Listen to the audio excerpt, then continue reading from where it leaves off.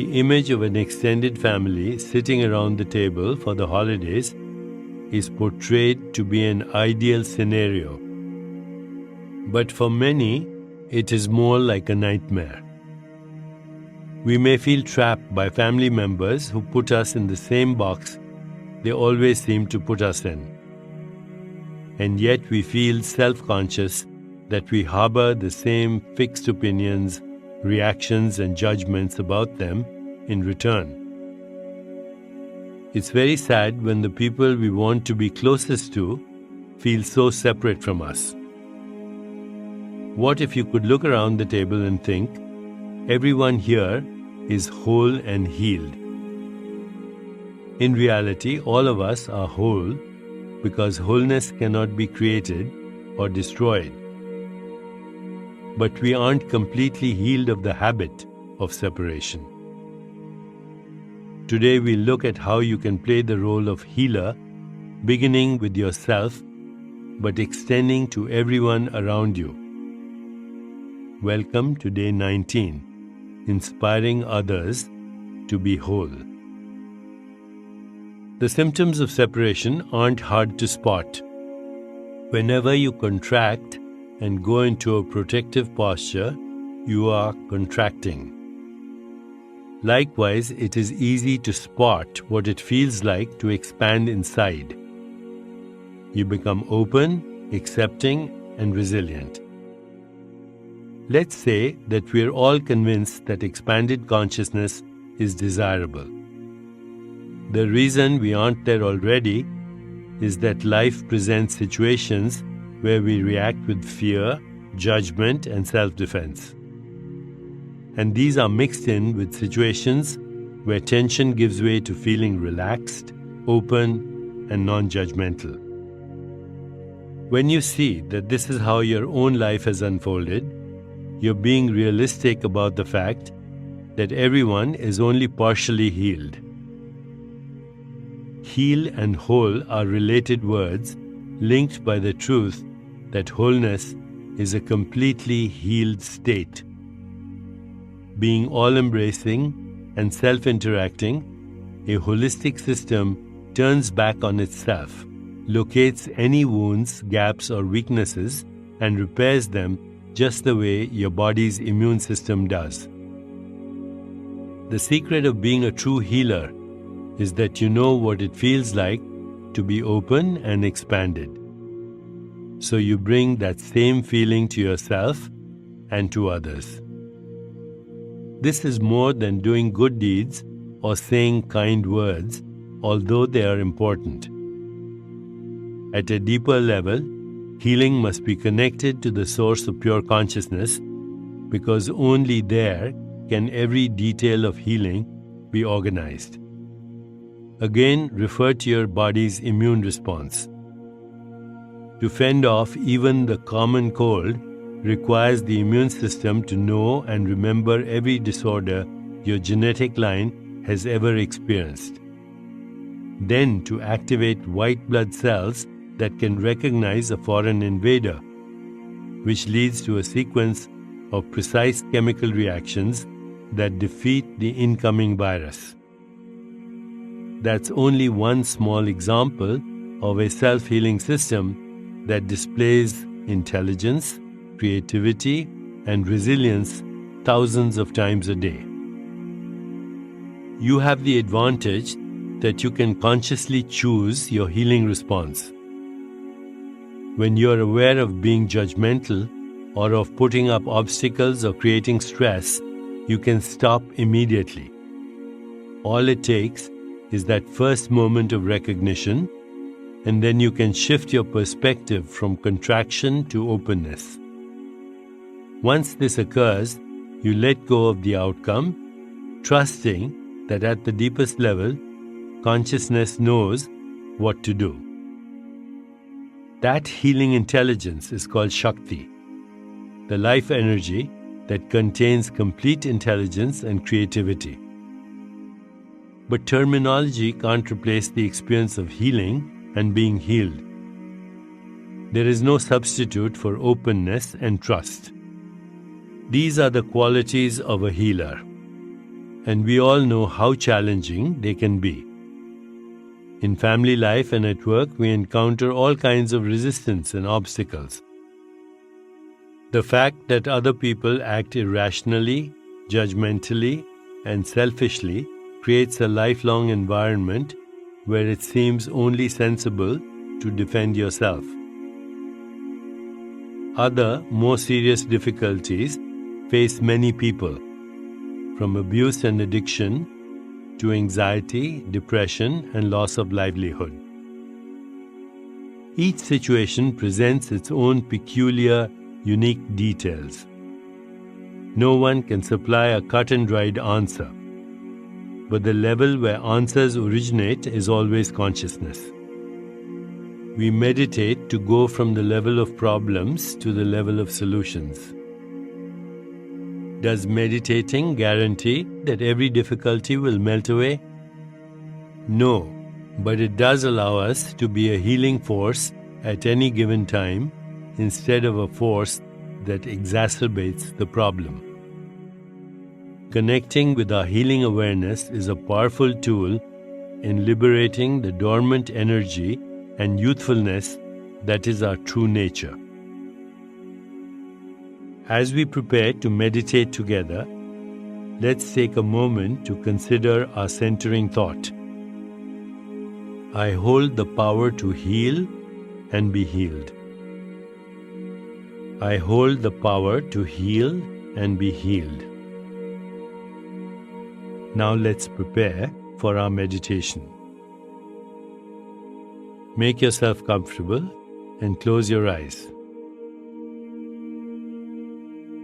Begin to be aware of your breath and just breathe, slowly and deeply. With each breath, allow yourself to become more deeply relaxed.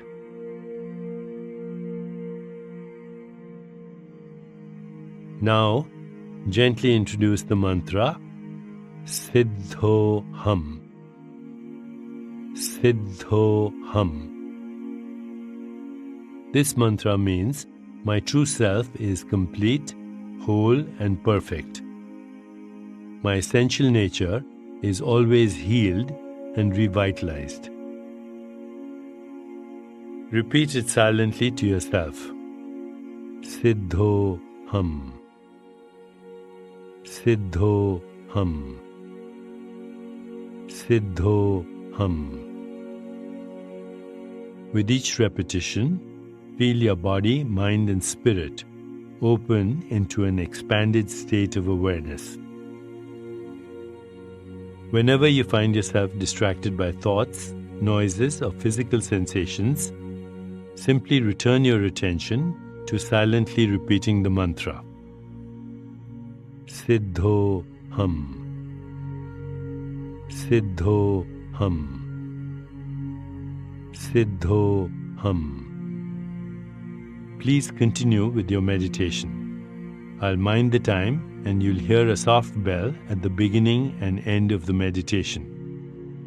Siddho Hum. Siddho Hum. Siddho Hum.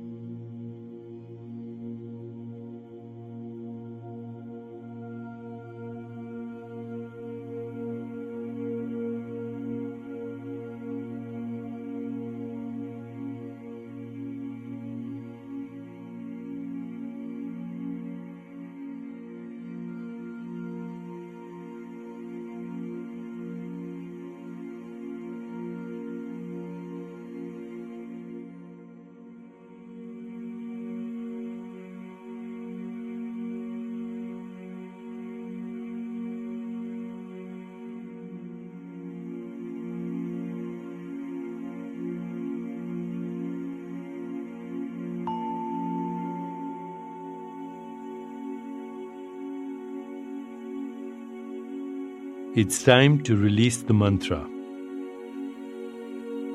Continue to sit restfully, inhaling and exhaling slowly. When you feel ready, gently open your eyes.